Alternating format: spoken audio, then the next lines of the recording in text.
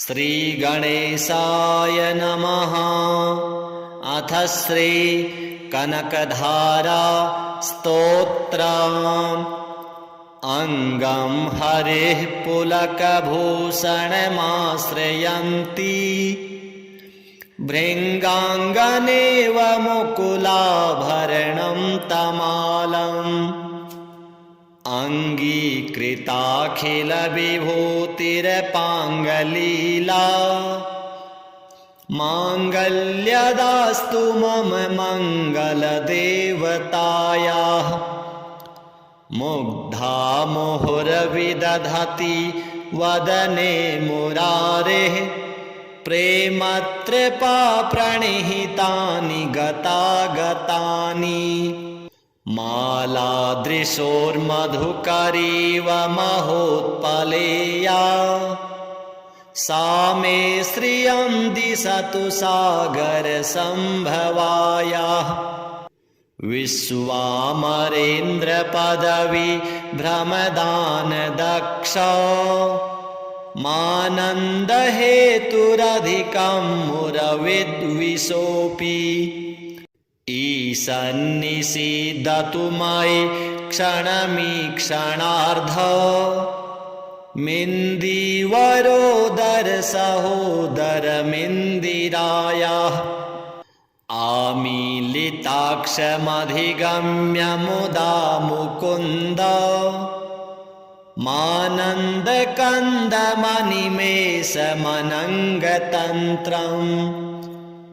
आकेकरस्थितकनीनिकपक्ष्मनेत्रम्, भूत्यै भवेन्मम भुजङ्गशयाङ्गनायाः। बाहुवन्तरे मधुजितः श्रितकौस्तुभेया, हारावलीव हरिनीलमयी विभाति। कामप्रदा भगवतोऽपि कटाक्षमाला, कल्याणमावहतु मे कमलालयायाः। कालाम्बुदालिललितो रसिकैटभारेर्धाराधरे स्फुरति या तडिदङ्गनेव। मातुः समस्तजगतां महनीयमूर्तिर्भद्राणि मे दिशतु भार्गवनन्दनायाः। प्राप्तं पदं प्रथमतः किल यत्प्रभावान्, माङ्गल्यभाजि मधुमाथिनि मन्मथेन। मय्यापते तदिह मन्थरमीक्षणार्धम्, मन्दालसं च मकरालयकन्यकायाः। दद्याद्दयानुपवनो द्रविणाम्बुधारा, मस्मिन्न किञ्चन विहङ्गशिशौ विषण्णे। दुष्कर्म घर्ममपनीय चिराय दूरम्, नारायण प्रणयिनी नयनाम्बुवाः। इष्टाविशिष्टमतयोऽपि यया दयार्द्र, दृष्ट्या त्रिविष्टपपदं सुलभं लभन्ते। दृष्टिः प्रहृष्टकमलो दरदीप्तिरिष्टां, पुष्टिं कृषिष्ट मम पुष्करविष्टरायाः। गीर्देवतेति गरुडध्वज सुन्दरीति, शाकम्भरीति शशिशेखरवल्लभेति। सृष्टिस्थितिप्रलयकेलिषु संस्थितायै, तस्यै नमस्त्रिभुवनैकगुरोस्तरुण्यै। श्रुत्यै नमोऽस्तु शुभकर्मफलप्रसूत्यै, रत्यै नमोऽस्तु रमणीयगुणार्णवायै। शक्त्यै नमोऽस्तु शतपत्रनिकेतनायै पुष्ट्यै नमोऽस्तु पुरुषोत्तमवल्लभायै नमोऽस्तु नालीकनिभाननायै नमोऽस्तु दुग्धोदधिजन्मभूत्यै नमोऽस्तु सोमामृतसोदरायै नमोऽस्तु नारायणवल्लभायै सम्पत्कराणि सकलेन्द्रियनन्दनानि साम्राज्यदानविभवानि सरोरुहाक्षि त्वद्वन्दनानि दुरिता हरणोद्यतानि मामेव मातरनिशं कलयन्तु मान्ये यत्कटाक्षसमुपासनाविधिः सेवकस्य सकलार्थसम्पदः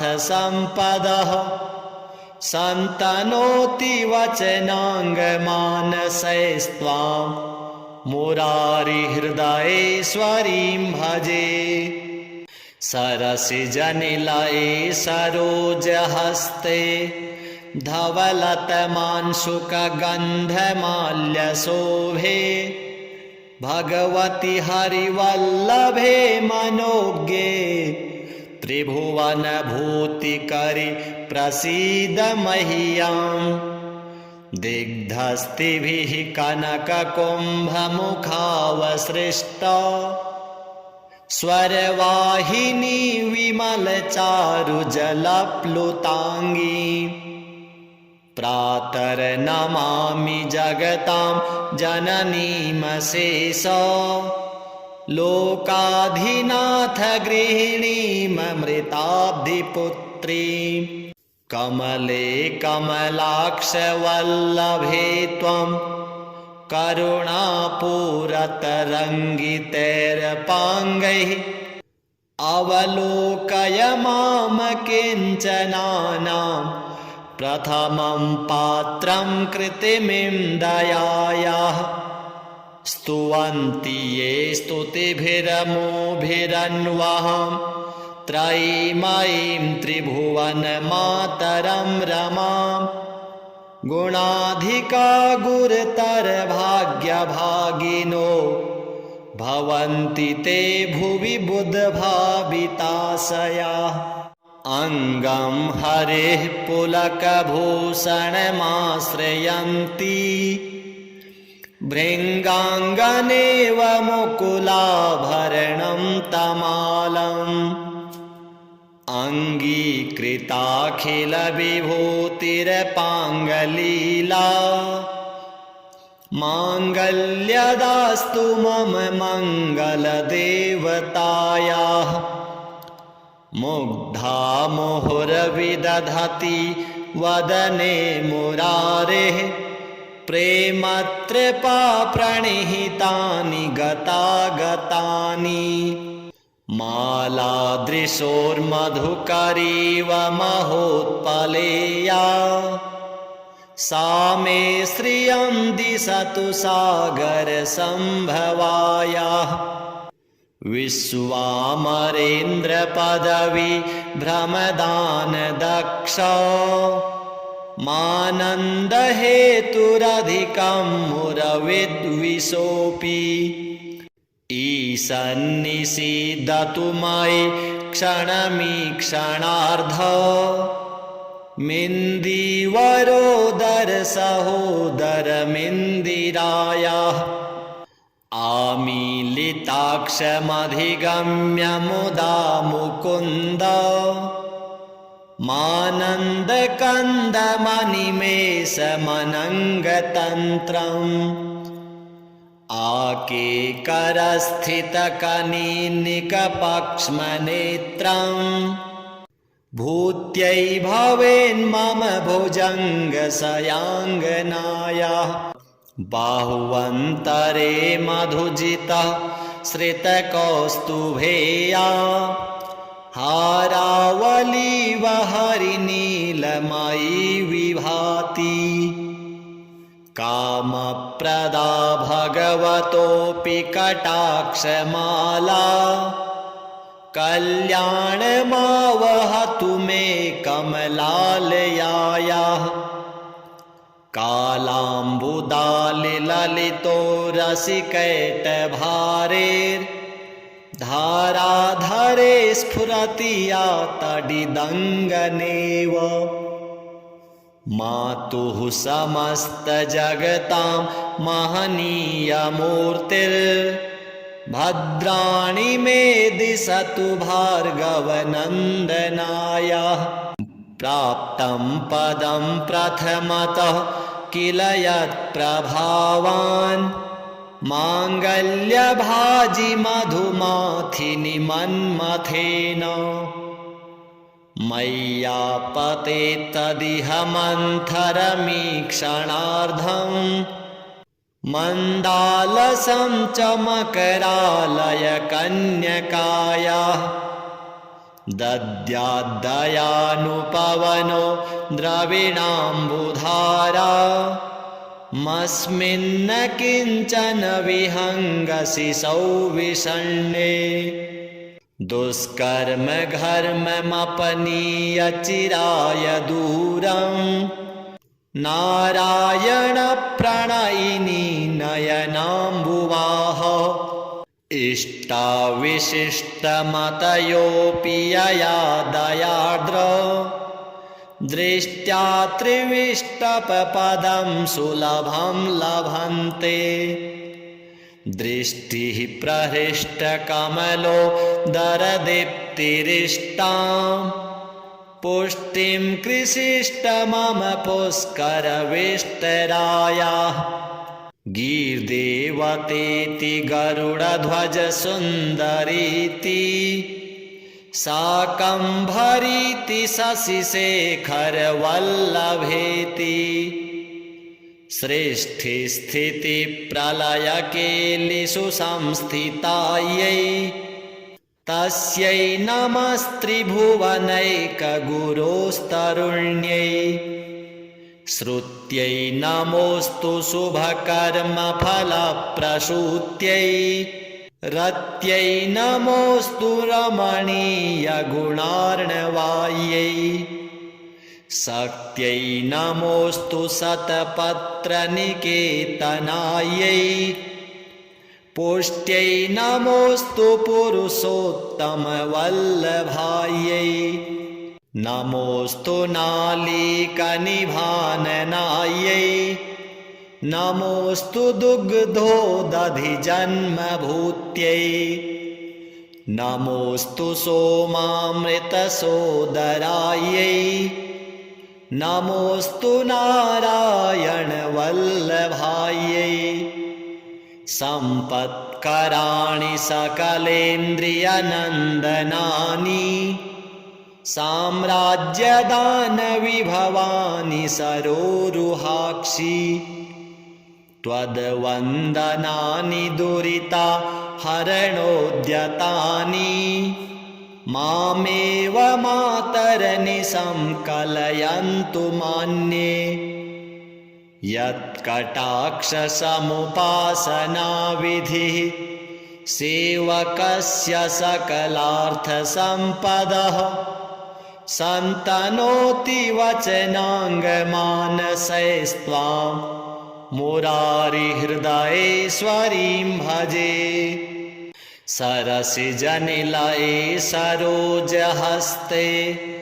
धवलतमांशुकगन्धमाल्यशोभे भगवति हरिवल्लभे मनोज्ञे त्रिभुवनभूतिकरि प्रसीद मह्यम् दिग्धस्तिभिः कनककुम्भमुखावसृष्टा स्वरवाहिनी विमलचारुजलप्लुताङ्गी प्रातर्नमामि जगतां जननीमशेष लोकाधिनाथ गृहिणीममृताब्धिपुत्रीं कमले कमलाक्षवल्लभे त्वं करुणापूरतरङ्गितैरपाङ्गैः अवलोकय माम किञ्चनानां प्रथमं पात्रं कृतिमिं दयायाः स्तुवन्ति ये स्तुतिभिरमोभिरन्वहं त्रयीमयीं त्रिभुवनमातरं रमां गुणाधिका गुरुतरभाग्यभागिनो भवन्ति ते भुवि बुधभाविताशयाः अङ्गं हरेः पुलकभूषणमाश्रयन्ति भृङ्गाङ्गनेव मुकुलाभरणं तमालम् अङ्गीकृताखिलविभूतिरपाङ्गलीला माङ्गल्यदास्तु मम मङ्गलदेवतायाः मुग्धा मुहुर्विदधति वदने मुरारेः प्रेमत्रपा प्रणिहितानि गतागतानि मालादृशोर्मधुकरीव महोत्पलेया सा मे श्रियं दिशतु सागरसम्भवायाः विश्वामरेन्द्रपदवी भ्रमदानदक्ष मानन्दहेतुरधिकं मुरविद्विषोऽपि ईशन्निषीदतु मयि क्षणमीक्षणार्ध मिन्दीवरोदरसहोदरमिन्दिरायाः आमीलिताक्षमधिगम्य मुदा मुकुन्द मानन्दकन्दमनिमेषमनङ्गतन्त्रम् आकेकरस्थितकनीनिकपक्ष्मनेत्रम् भूत्यै भवेन्मम भुजङ्गशयाङ्गनायाः बाहुवन्तरे मधुजितः श्रितकौस्तुभेया हारावलीव हरिनीलमयी विभाति कामप्रदा भगवतोऽपि कटाक्षमाला कल्याणमावहतु मे कमलालयायाः कालाम्बुदालिललितो रसिकैटभारेर्धाराधरे स्फुरति या तडिदङ्गनेव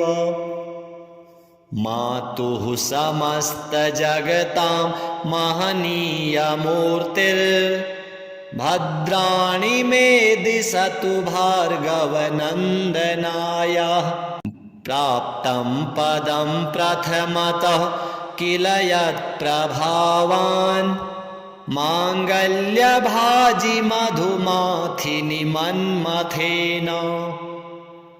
मय्यापते तदिह मन्थरमीक्षणार्धं मन्दालसं च मकरालयकन्यकायाः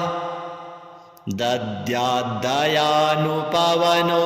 द्रविणाम्बुधारा मस्मिन्न किञ्चन विहङ्गसि सौविषण्णे दुष्कर्म घर्ममपनीय चिराय दूरं नारायण प्रणयिनी नयनाम्बुवाः इष्टाविशिष्टमतयोऽपि यया दयार्द्र दृष्ट्या त्रिविष्टपपदं सुलभं लभन्ते दृष्टिः प्रहृष्टकमलो दरदीप्तिरिष्टां पुष्टिं कृषिष्ट मम पुष्करविष्टरायाः गीर्देवतेति गरुडध्वजसुन्दरीति शाकम्भरीति शशिशेखरवल्लभेति सृष्टिस्थितिप्रलयकेलिषु संस्थितायै तस्यै नमस्त्रिभुवनैकगुरोस्तरुण्यै श्रुत्यै नमोऽस्तु शुभकर्मफलप्रसूत्यै रत्यै नमोऽस्तु रमणीयगुणार्णवायै शक्त्यै नमोऽस्तु शतपत्रनिकेतनायै पुष्ट्यै नमोऽस्तु पुरुषोत्तमवल्लभायै नमोऽस्तु नालीकनिभाननायै नमोऽस्तु दुग्धोदधिजन्मभूत्यै नमोऽस्तु सोमामृतसोदरायै नमोऽस्तु नारायणवल्लभायै सम्पत्कराणि सकलेन्द्रियनन्दनानि साम्राज्यदानविभवानि सरोरुहाक्षि त्वद्वन्दनानि दुरिता हरणोद्यतानि मामेव मातरनिशं कलयन्तु मान्ये यत्कटाक्षसमुपासनाविधिः सेवकस्य सकलार्थसम्पदः सन्तनोति वचनाङ्गमानसैस्त्वां मुरारिहृदयेश्वरीं भजे सरसिजनिलये सरोजहस्ते धवलतमांशुकगन्धमाल्यशोभे भगवति हरिवल्लभे मनोज्ञे त्रिभुवनभूतिकरि प्रसीद मह्यम् दिग्धस्तिभिः कनककुम्भमुखावसृष्टा स्वरवाहिनी विमलचारुजलप्लुताङ्गी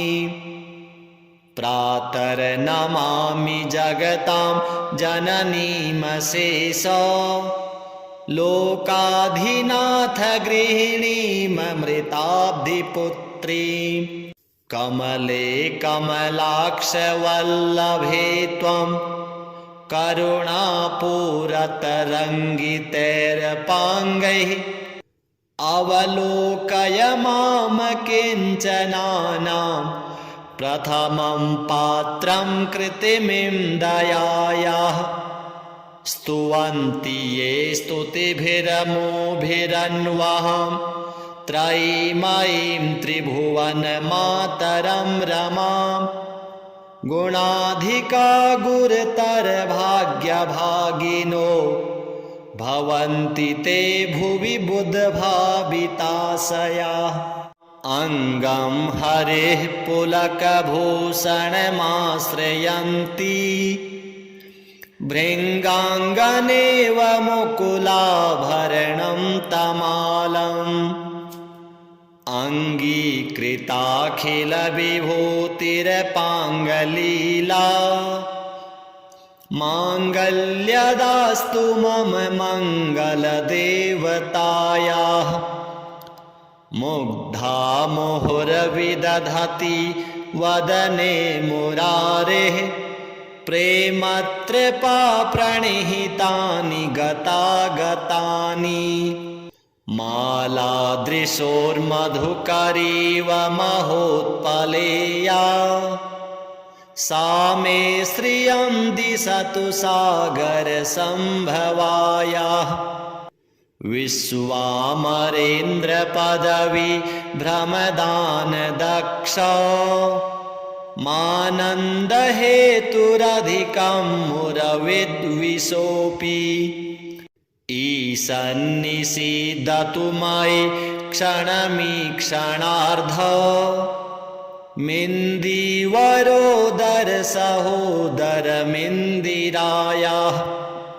आमीलिताक्षमधिगम्य मुदा मुकुन्द मानन्दकन्दमनिमेषमनङ्गतन्त्रम्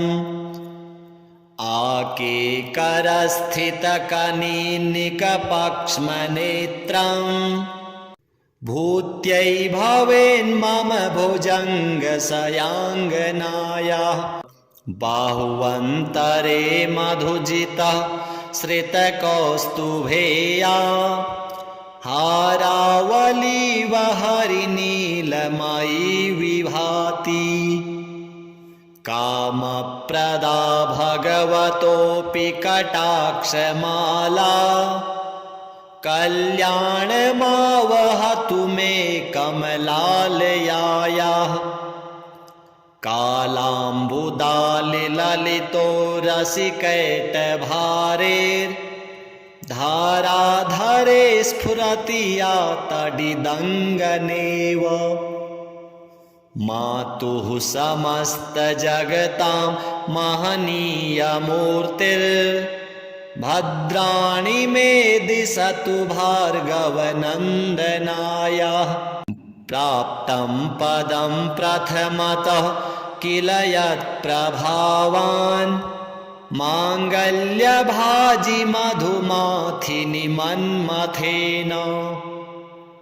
मय्यापते तदिह मन्थरमीक्षणार्धं मन्दालसं च मकरालयकन्यकायाः दद्याद्दयानुपवनो द्रविणाम्बुधारा मस्मिन्न किञ्चन विहङ्गशिशौ विषण्णे दुष्कर्म घर्ममपनीय चिराय दूरं नारायण प्रणयिनी नयनाम्बुवाः इष्टाविशिष्टमतयोऽपि यया दयार्द्र दृष्ट्या त्रिविष्टपपदं सुलभं लभन्ते दृष्टिः प्रहृष्टकमलो दरदीप्तिरिष्टां पुष्टिं कृषिष्ट मम पुष्करविष्टरायाः गीर्देवतेति गरुडध्वजसुन्दरीति शाकम्भरीति शशिशेखरवल्लभेति सृष्टिस्थितिप्रलयकेलिषु संस्थितायै तस्यै नमस्त्रिभुवनैकगुरोस्तरुण्यै श्रुत्यै नमोऽस्तु शुभकर्मफलप्रसूत्यै रत्यै नमोऽस्तु रमणीयगुणार्णवायै शक्त्यै नमोऽस्तु शतपत्रनिकेतनायै पुष्ट्यै नमोऽस्तु पुरुषोत्तमवल्लभायै नमोऽस्तु नालीकनिभाननायै नमोऽस्तु दुग्धोदधिजन्मभूत्यै नमोऽस्तु सोमामृतसोदरायै नमोऽस्तु नारायणवल्लभायै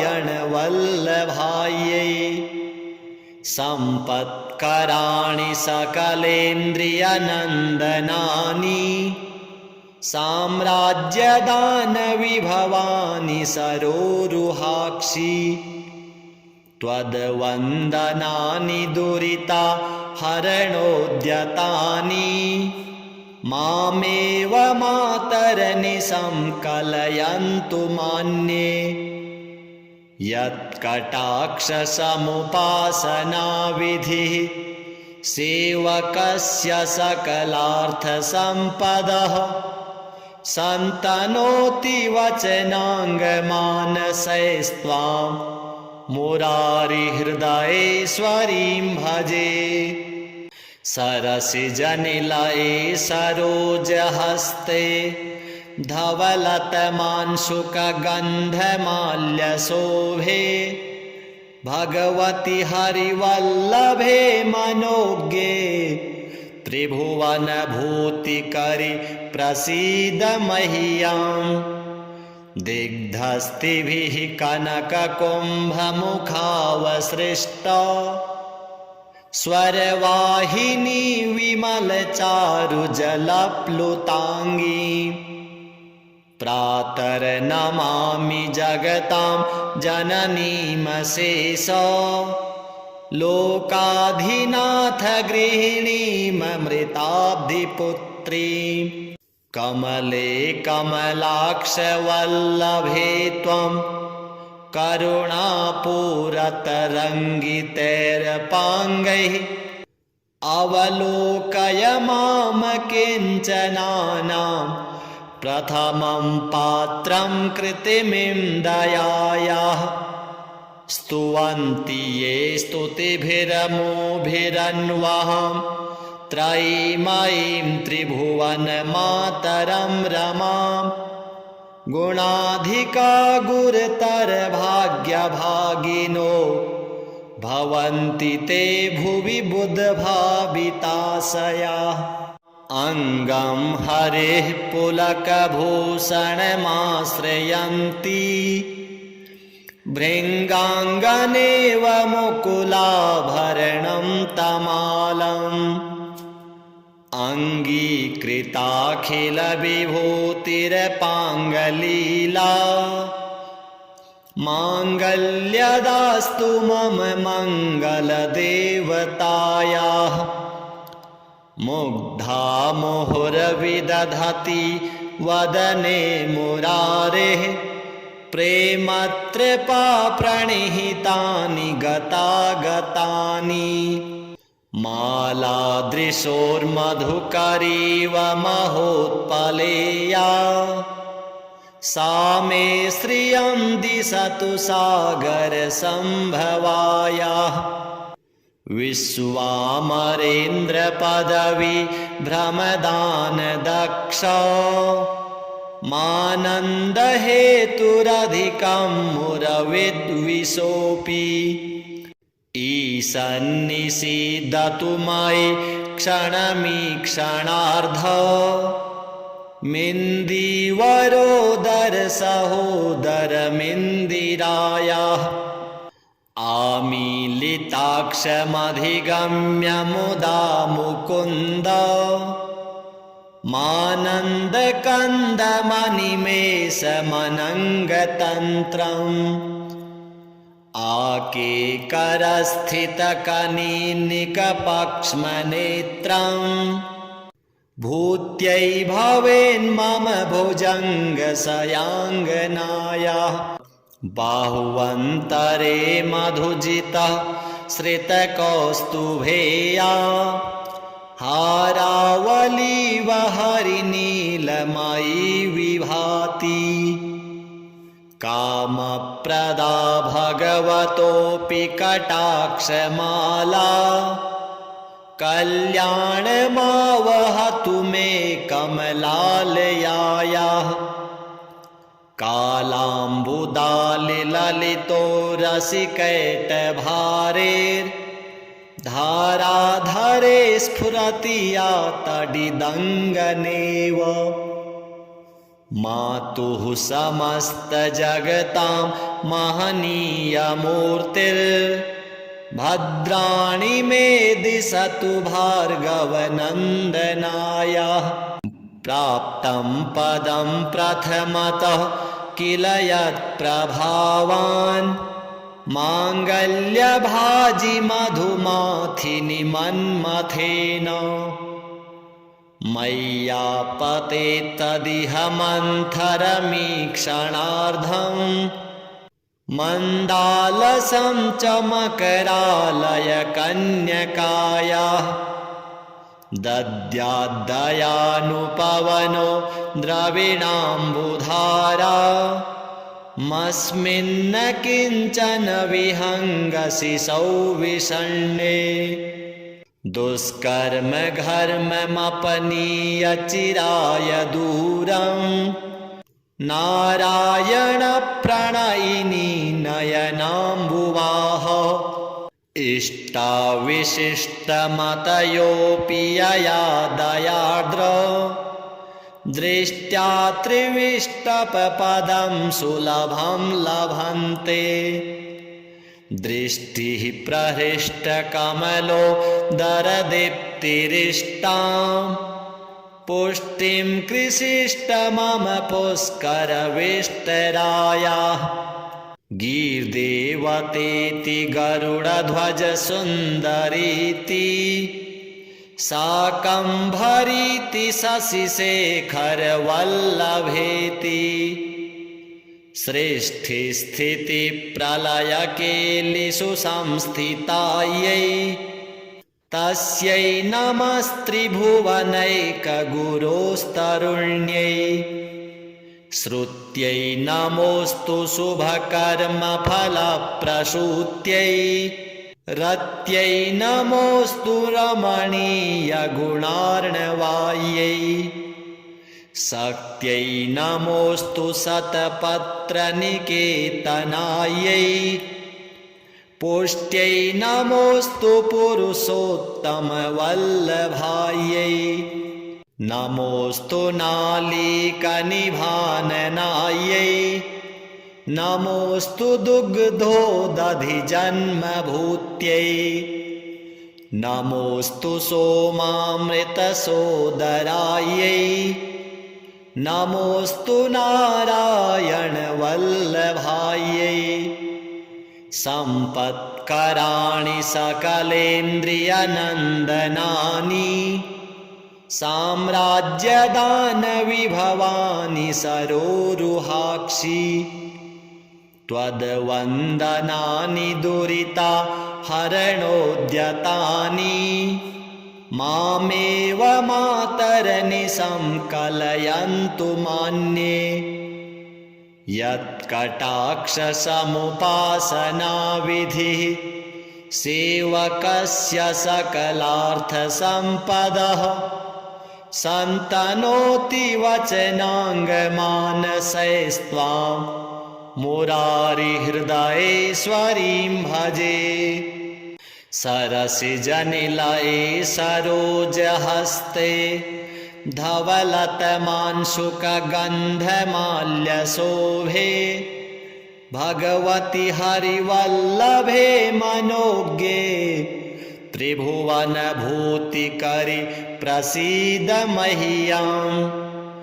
दिग्धस्तिभिः कनककुम्भमुखावसृष्टा स्वरवाहिनी विमलचारुजलप्लुताङ्गी प्रातर्नमामि जगतां जननीमशेष लोकाधिनाथ गृहिणीममृताब्धिपुत्रीं कमले कमलाक्षवल्लभे त्वं करुणापूरतरङ्गितैरपाङ्गैः अवलोकय मां किञ्चनानां प्रथमं पात्रं कृतिमिं दयायाः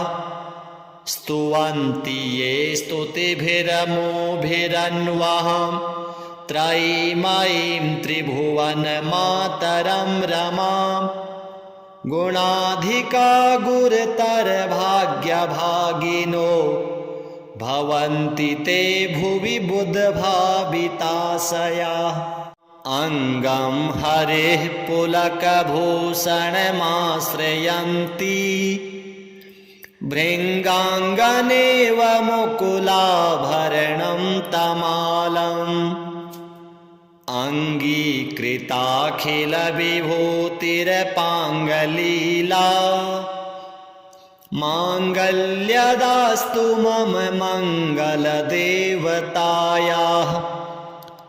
मुग्धा मुहुर्विदधति वदने मुरारेः प्रेमत्रपाप्रणिहितानि गतागतानि मालादृशोर्मधुकरीव महोत्पलेया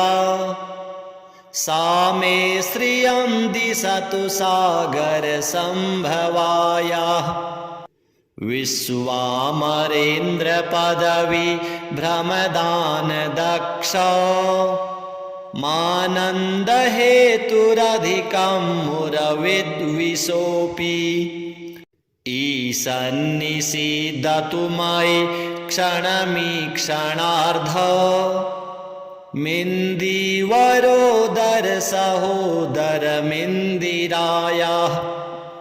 आमीलिताक्षमधिगम्य मुदा मुकुन्द मानन्दकन्दमनिमेषमनङ्गतन्त्रम् आकेकरस्थितकनीनिकपक्ष्मनेत्रम् भूत्यै भवेन्मम भुजङ्गशयाङ्गनायाः बाहुवन्तरे मधुजितः श्रितकौस्तुभेया हारावलीव हरिनीलमयी विभाति कामप्रदा भगवतोऽपि कटाक्षमाला कल्याणमावहतु मे कमलालयायाः कालाम्बुदालिललितो रसिकैटभारेर्धाराधरे स्फुरति या तडिदङ्गनेव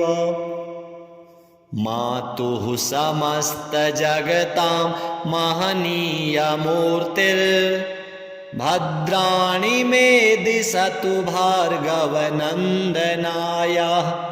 प्राप्तं पदं प्रथमतः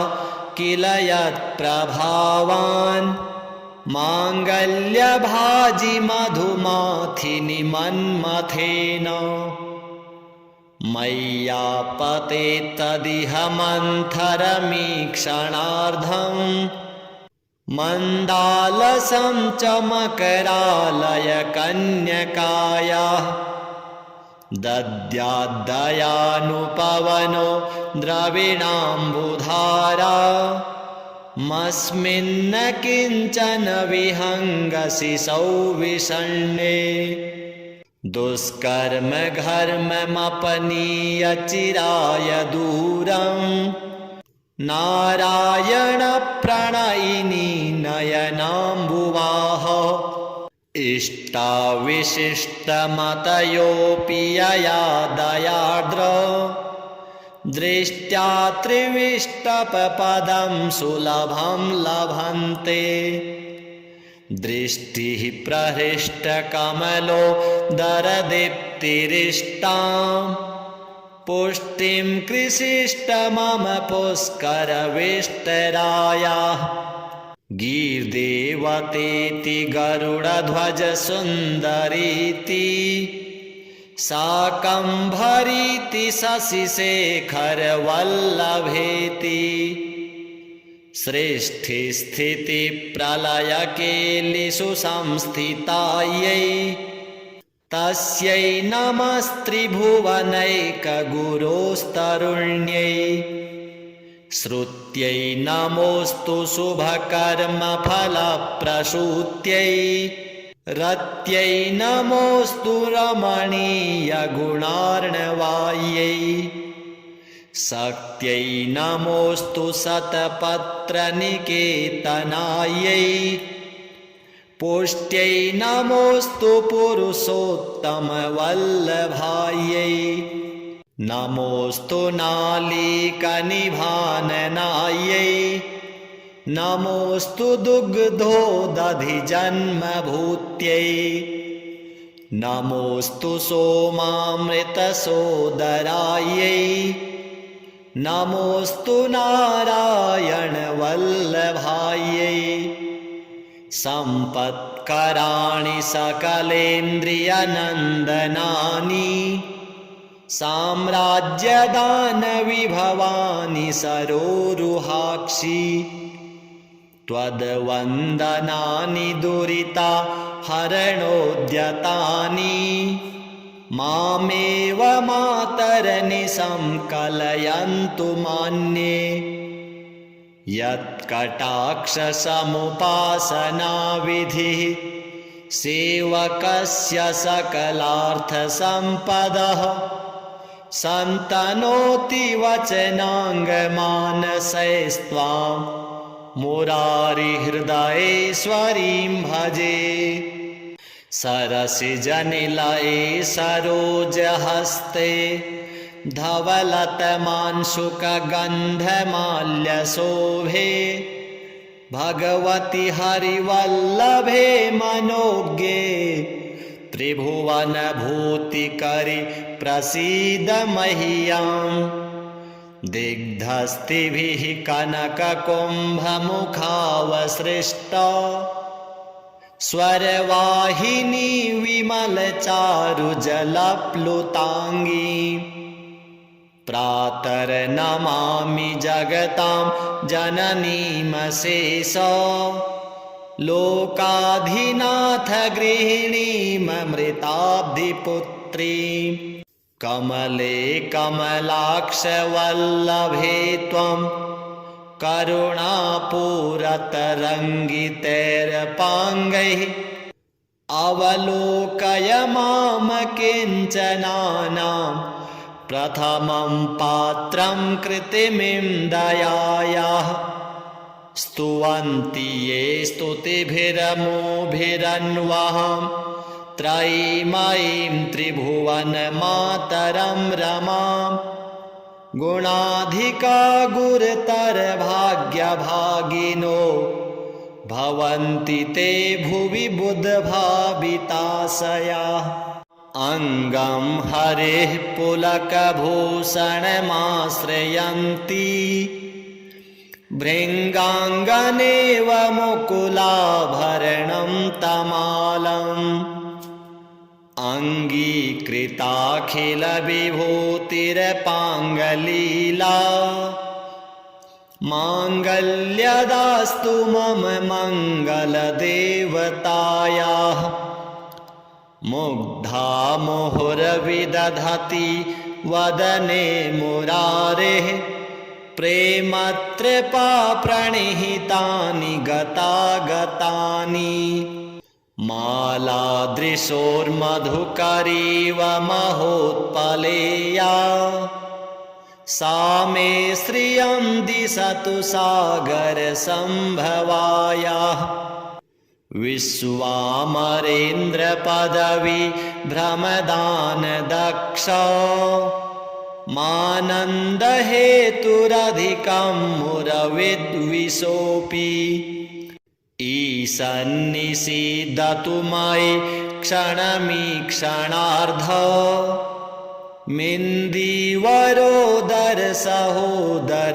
मिन्दीवरोदरसहोदरमिन्दिरायाः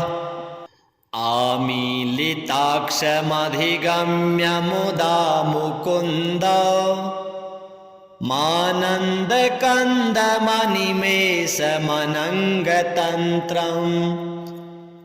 आकेकरस्थितकनीनिकपक्ष्मनेत्रं भूत्यै भवेन्मम भुजङ्गशयाङ्गनायाः बाहुवन्तरे मधुजितः श्रितकौस्तुभेया हारावलीव हरिनीलमयी विभाति कामप्रदा भगवतोऽपि कटाक्षमाला कल्याणमावहतु मे कमलालयायाः कालाम्बुदालिललितो रसिकैटभारेर्धाराधरे स्फुरति या तडिदङ्गनेव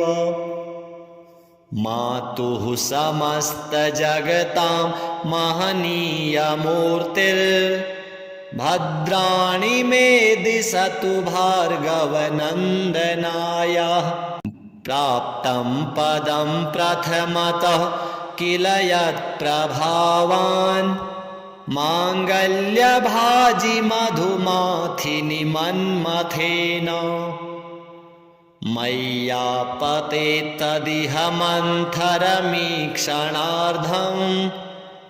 मन्दालसं च मकरालयकन्यकायाः दद्याद्दयानुपवनो द्रविणाम्बुधारा मस्मिन्न किञ्चन विहङ्गशिशौ विषण्णे दुष्कर्म घर्ममपनीय चिराय दूरम् नारायण प्रणयिनी नयनाम्बुवाः इष्टाविशिष्टमतयोऽपि यया दयार्द्र दृष्ट्या त्रिविष्टपपदं सुलभं लभन्ते दृष्टिः प्रहृष्टकमलो दरदीप्तिरिष्टाम् पुष्टिं कृषिष्ट मम पुष्करविष्टरायाः गीर्देवतेति गरुडध्वज सुन्दरीति शाकम्भरीति शशिशेखरवल्लभेति सृष्टिस्थितिप्रलयकेलिषु संस्थितायै तस्यै नमस्त्रिभुवनैकगुरोस्तरुण्यै श्रुत्यै नमोऽस्तु शुभकर्मफलप्रसूत्यै रत्यै नमोऽस्तु रमणीयगुणार्णवायै शक्त्यै नमोऽस्तु शतपत्रनिकेतनायै पुष्ट्यै नमोऽस्तु पुरुषोत्तमवल्लभायै नमोऽस्तु नालीकनिभाननायै नमोऽस्तु दुग्धोदधिजन्मभूत्यै नमोऽस्तु सोमामृतसोदरायै नमोऽस्तु नारायणवल्लभायै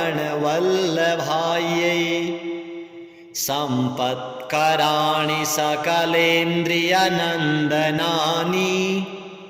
साम्राज्यदानविभवानि सरोरुहाक्षि त्वद्वन्दनानि दुरिता हरणोद्यतानि मामेव मातरनिशं कलयन्तु मान्ये यत्कटाक्षसमुपासनाविधिः सेवकस्य सकलार्थसम्पदः सन्तनोति वचनाङ्गमानसैस्त्वां मुरारिहृदयेश्वरीं भजे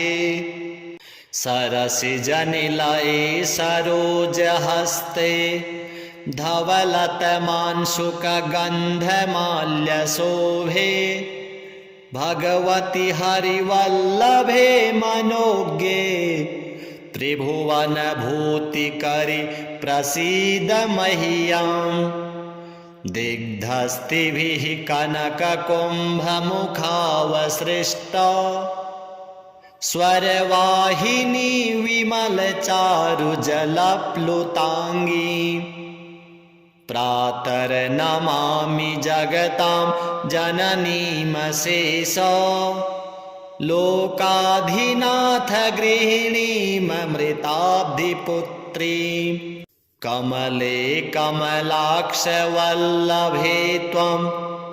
करुणापूरतरङ्गितैरपाङ्गैः अवलोकय मां किञ्चनानां प्रथमं पात्रं कृतिमिं दयायाः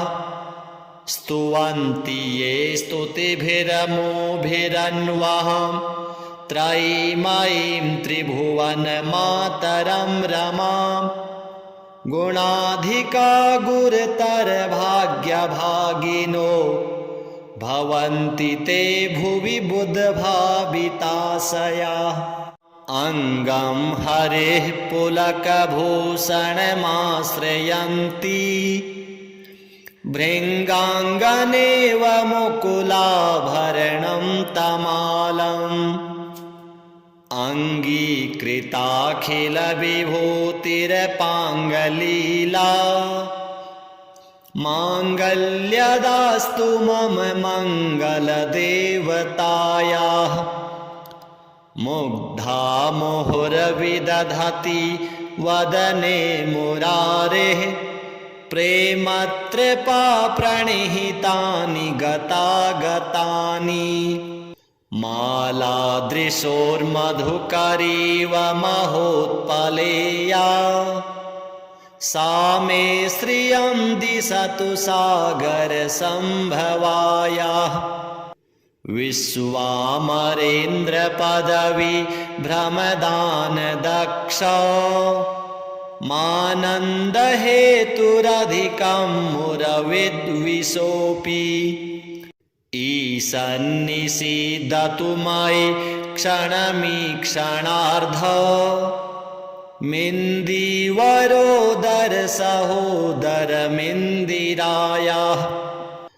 आमीलिताक्षमधिगम्य मुदा मुकुन्द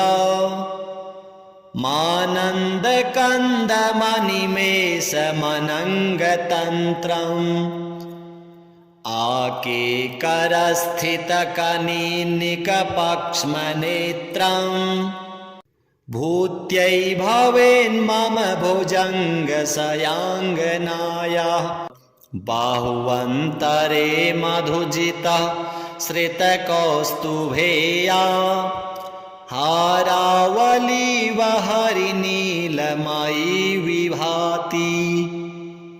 कामप्रदा भगवतोऽपि कटाक्षमाला कल्याणमावहतु मे कमलालयायाः कालाम्बुदालिललितो रसिकैटभारेर्धाराधरे स्फुरति या तडिदङ्गनेव मातुः समस्तजगतां महनीयमूर्तिर्भद्राणि मे दिशतु भार्गवनन्दनायाः प्राप्तं पदं प्रथमतः किल यत्प्रभावान् माङ्गल्यभाजि मधुमाथिनि मन्मथेन मय्यापते तदिह मन्थरमीक्षणार्धं मन्दालसं च मकरालयकन्यकायाः दद्याद्दयानुपवनो द्रविणाम्बुधारा मस्मिन्न किञ्चन विहङ्गशिशौ विषण्णे दुष्कर्म घर्ममपनीय चिराय दूरं नारायण प्रणयिनी नयनाम्बुवाः इष्टाविशिष्टमतयोऽपि यया दयार्द्र दृष्ट्या त्रिविष्टपपदं सुलभं लभन्ते दृष्टिः प्रहृष्टकमलो दरदीप्तिरिष्टां पुष्टिं कृषिष्ट मम पुष्करविष्टरायाः गीर्देवतेति गरुडध्वजसुन्दरीति शाकम्भरीति शशिशेखरवल्लभेति सृष्टिस्थितिप्रलयकेलिषु संस्थितायै तस्यै नमस्त्रिभुवनैकगुरोस्तरुण्यै श्रुत्यै नमोऽस्तु शुभकर्मफलप्रसूत्यै रत्यै नमोऽस्तु रमणीयगुणार्णवायै शक्त्यै नमोऽस्तु शतपत्रनिकेतनायै पुष्ट्यै नमोऽस्तु पुरुषोत्तमवल्लभायै नमोऽस्तु नालीकनिभाननायै नमोऽस्तु दुग्धोदधिजन्मभूत्यै नमोऽस्तु सोमामृतसोदरायै नमोऽस्तु नारायणवल्लभायै सम्पत्कराणि सकलेन्द्रियनन्दनानि साम्राज्यदानविभवानि सरोरुहाक्षि त्वद्वन्दनानि दुरिता हरणोद्यतानि मामेव मातरनिशं कलयन्तु मान्ये यत्कटाक्षसमुपासनाविधिः सेवकस्य सकलार्थसम्पदः सन्तनोति वचनाङ्गमानसैस्त्वां मुरारिहृदयेश्वरीं भजे सरसिजनिलये सरोजहस्ते धवलतमांशुकगन्धमाल्यशोभे भगवति हरिवल्लभे मनोज्ञे त्रिभुवनभूतिकरि प्रसीद मह्यम् दिग्धस्तिभिः कनककुम्भमुखावसृष्टा स्वरवाहिनी विमलचारुजलप्लुताङ्गी प्रातर्नमामि जगतां जननीमशेष लोकाधिनाथ गृहिणीममृताब्धिपुत्रीं कमले कमलाक्षवल्लभे त्वं करुणापूरतरङ्गितैरपाङ्गैः अवलोकय मां किञ्चनानां प्रथमं पात्रं कृतिमिं दयायाः स्तुवन्ति ये स्तुतिभिरमोभिरन्वहं त्रयीमयीं त्रिभुवनमातरं रमां गुणाधिका गुरुतरभाग्यभागिनो भवन्ति ते भुवि बुधभाविताशयाः अङ्गं हरेः पुलकभूषणमाश्रयन्ति भृङ्गाङ्गनेव मुकुलाभरणं तमालम् अङ्गीकृताखिलविभूतिरपाङ्गलीला माङ्गल्यदास्तु मम मङ्गलदेवतायाः मुग्धा मुहुर्विदधति वदने मुरारेः प्रेमत्रपा प्रणिहितानि गतागतानि मालादृशोर्मधुकरीव महोत्पलेया सा मे श्रियं दिशतु सागरसम्भवायाः विश्वामरेन्द्रपदवी भ्रमदानदक्ष मानन्दहेतुरधिकं मुरविद्विषोऽपि ईशन्निषीदतु मयि क्षणमीक्षणार्ध मिन्दीवरोदरसहोदरमिन्दिरायाः आमीलिताक्षमधिगम्य मुदा मुकुन्द मानन्दकन्दमनिमेषमनङ्गतन्त्रम् आकेकरस्थितकनीनिकपक्ष्मनेत्रम् भूत्यै भवेन्मम भुजङ्गशयाङ्गनायाः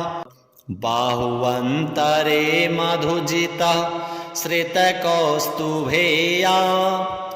हारावलीव हरिनीलमयी विभाति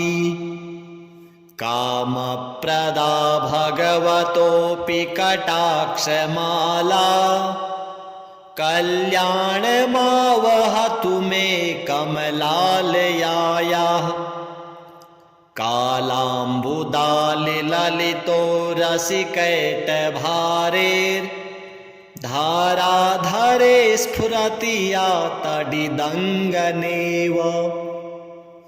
मातुः समस्तजगतां महनीयमूर्तिर्भद्राणि मे दिशतु भार्गवनन्दनायाः प्राप्तं पदं प्रथमतः किल यत्प्रभावान् माङ्गल्यभाजि मधुमाथिनि मन्मथेन मय्यापते तदिह मन्थरमीक्षणार्धम् मन्दालसं च मकरालय कन्यकायाः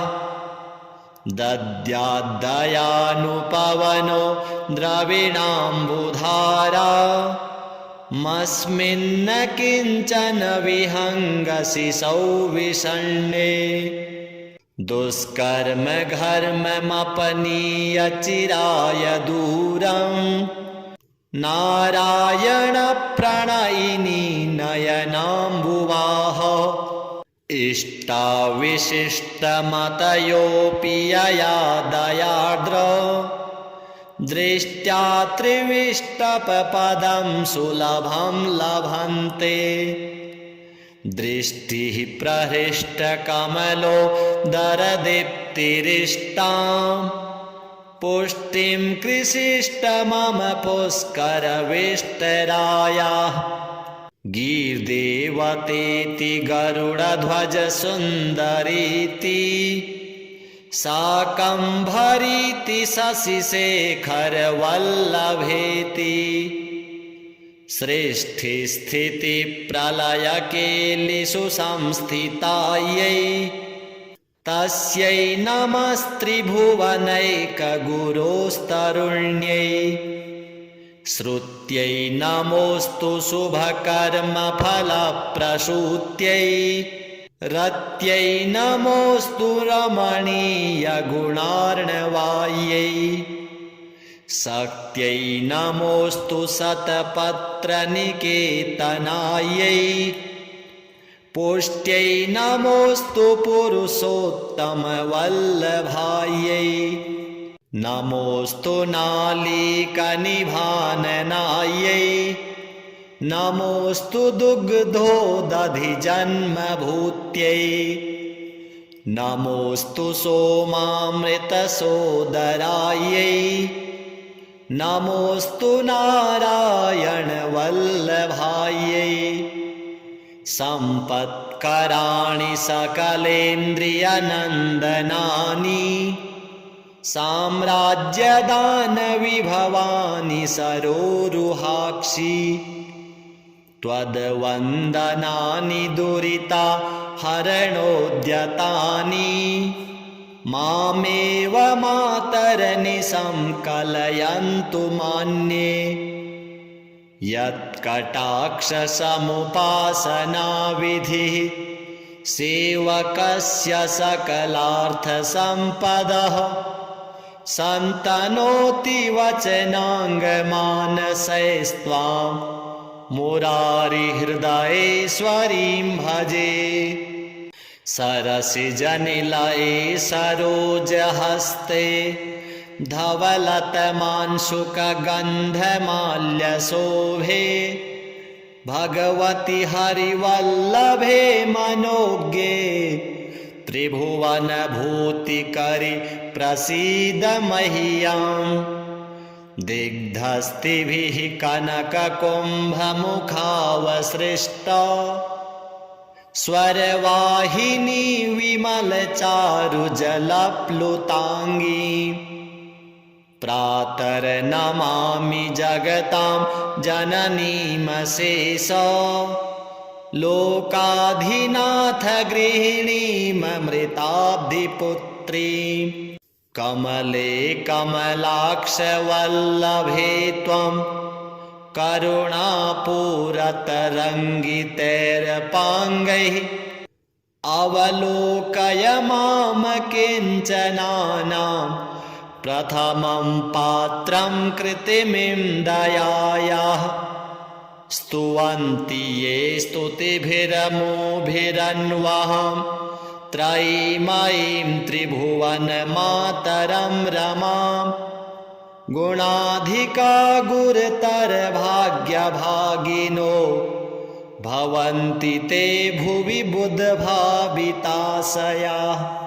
अङ्गं हरेः पुलकभूषणमाश्रयन्ति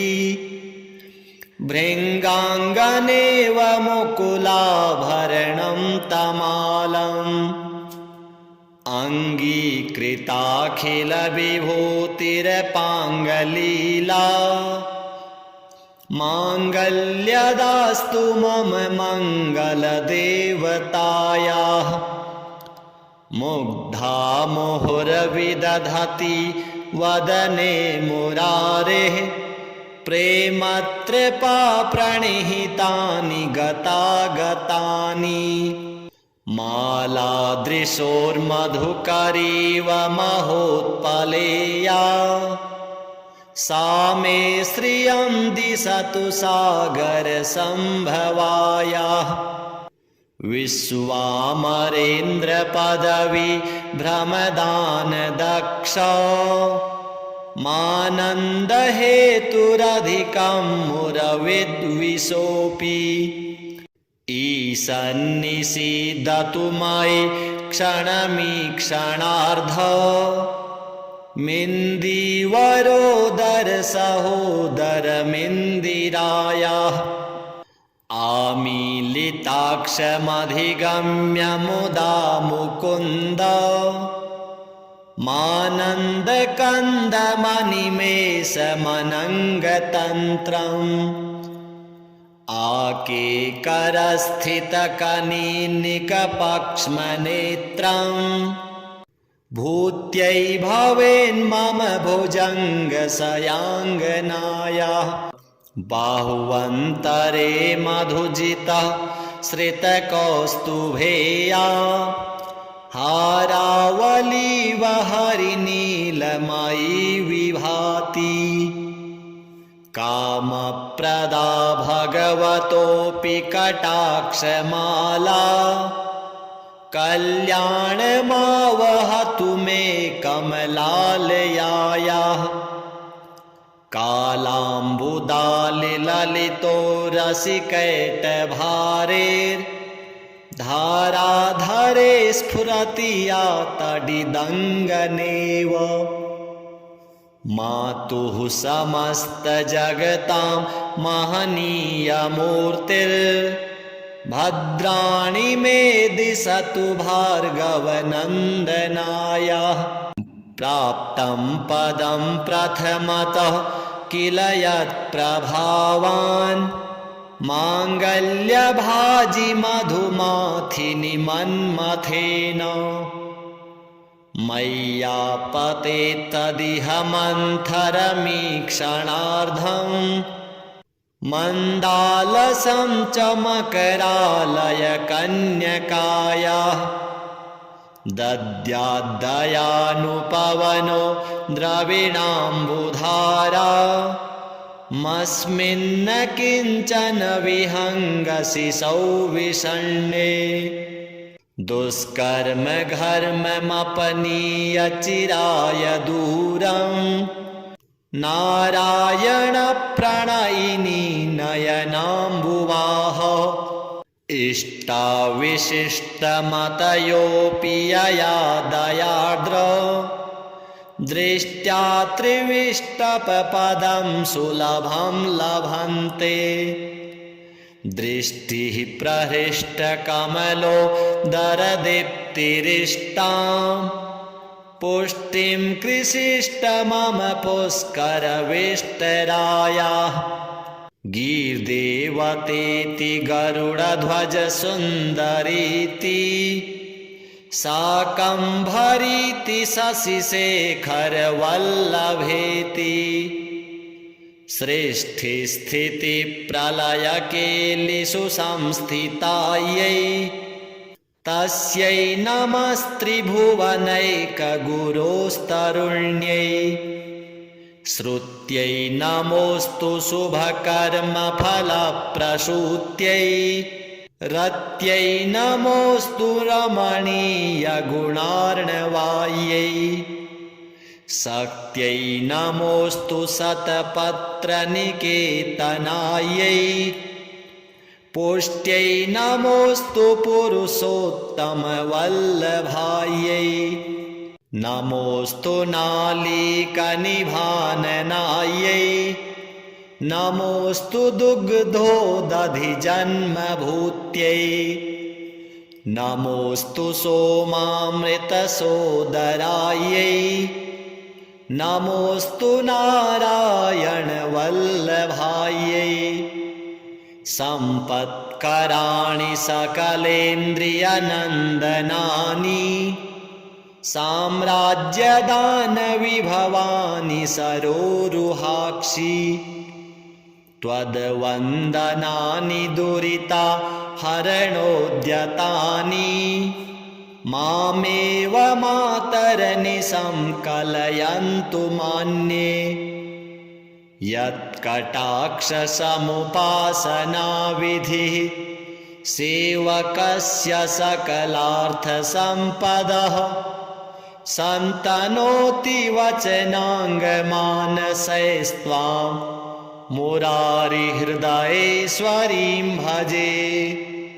सरसिजनिलये सरोजहस्ते धवलतमांशुकगन्धमाल्यशोभे भगवति हरिवल्लभे मनोज्ञे त्रिभुवनभूतिकरि प्रसीद मह्यम् दिग्धस्तिभिः कनककुम्भमुखावसृष्टा स्वरवाहिनी विमलचारुजलप्लुताङ्गी प्रातर्नमामि जगतां जननीमशेष लोकाधिनाथ गृहिणीममृताब्धिपुत्रीं कमले कमलाक्षवल्लभे त्वं करुणापूरतरङ्गितैरपाङ्गैः अवलोकय मां किञ्चनानां प्रथमं पात्रं कृतिमिं दयायाः स्तुवन्ति ये स्तुतिभिरमोभिरन्वहं त्रयीमयीं त्रिभुवनमातरं रमां गुणाधिका गुरुतरभाग्यभागिनो भवन्ति ते भुवि बुधभाविताशयाः अङ्गं हरेः पुलकभूषणमाश्रयन्ति भृङ्गाङ्गनेव मुकुलाभरणं तमालम् अङ्गीकृताखिलविभूतिरपाङ्गलीला माङ्गल्यदास्तु मम मङ्गलदेवतायाः मुग्धा मुहुर्विदधति वदने मुरारेः प्रेमत्रपा प्रणिहितानि गतागतानि मालादृशोर्मधुकरीव महोत्पलेया सा मे श्रियं दिशतु सागरसम्भवायाः विश्वामरेन्द्रपदवी भ्रमदानदक्ष मानन्दहेतुरधिकं मुरविद्विषोऽपि ईशन्निषीदतु मयि क्षणमीक्षणार्ध मिन्दीवरोदरसहोदरमिन्दिरायाः आमीलिताक्षमधिगम्य मुदा मुकुन्द मानन्दकन्दमनिमेषमनङ्गतन्त्रम् आकेकरस्थितकनीनिकपक्ष्मनेत्रम् भूत्यै भवेन्मम भुजङ्गशयाङ्गनायाः बाहुवन्तरे मधुजितः श्रितकौस्तुभेया हारावलीव हरिनीलमयी विभाति कामप्रदा भगवतोऽपि कटाक्षमाला कल्याणमावहतु मे कमलालयायाः कालाम्बुदालिललिताक्षमालां ललितो रसिकैटभारेर्धाराधरे स्फुरति या तडिदङ्गनेव मातुः समस्तजगतां महनीयमूर्तिर्भद्राणि मे दिशतु भार्गवनन्दनाय प्राप्तं पदं प्रथमतः किल यत्प्रभावान् माङ्गल्यभाजि मधुमाथिनि मन्मथेन मय्यापते तदिह मन्थरमीक्षणार्धं मन्दालसं च मकरालयकन्यकायाः दद्याद्दयानुपवनो द्रविणाम्बुधारा मस्मिन्न किञ्चन विहङ्गसि सौविषण्णे दुष्कर्म घर्ममपनीय चिराय दूरं नारायण प्रणयिनी नयनाम्बुवाः इष्टाविशिष्टमतयोऽपि यया दयार्द्र दृष्ट्या त्रिविष्टपपदं सुलभं लभन्ते दृष्टिः प्रहृष्टकमलो दरदीप्तिरिष्टां पुष्टिं कृषिष्ट मम पुष्करविष्टरायाः गीर्देवतेति गरुडध्वजसुन्दरीति शाकम्भरीति शशिशेखरवल्लभेति सृष्टिस्थितिप्रलयकेलिषु संस्थितायै तस्यै नमस्त्रिभुवनैकगुरोस्तरुण्यै श्रुत्यै नमोऽस्तु शुभकर्मफलप्रसूत्यै रत्यै नमोऽस्तु रमणीयगुणार्णवायै शक्त्यै नमोऽस्तु शतपत्रनिकेतनायै पुष्ट्यै नमोऽस्तु पुरुषोत्तमवल्लभायै नमोऽस्तु नालीकनिभाननायै नमोऽस्तु दुग्धोदधिजन्मभूत्यै नमोऽस्तु सोमामृतसोदरायै नमोऽस्तु नारायणवल्लभायै सम्पत्कराणि सकलेन्द्रियनन्दनानि साम्राज्यदानविभवानि सरोरुहाक्षि त्वद्वन्दनानि दुरिता हरणोद्यतानि मामेव मातरनिशं कलयन्तु मान्ये यत्कटाक्षसमुपासनाविधिः सेवकस्य सकलार्थसम्पदः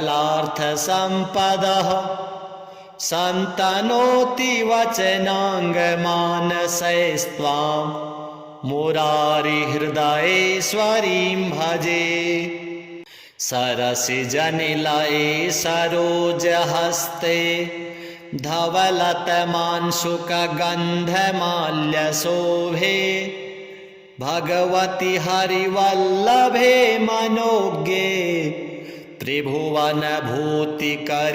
प्रसीद मह्यम् दिग्धस्तिभिः कनककुम्भमुखावसृष्टा स्वरवाहिनी विमलचारुजलप्लुताङ्गी प्रातर्नमामि जगतां जननीमशेष लोकाधिनाथ गृहिणीममृताब्धिपुत्रीं कमले कमलाक्षवल्लभे त्वं करुणापूरतरङ्गितैरपाङ्गैः अवलोकय मां किञ्चनानां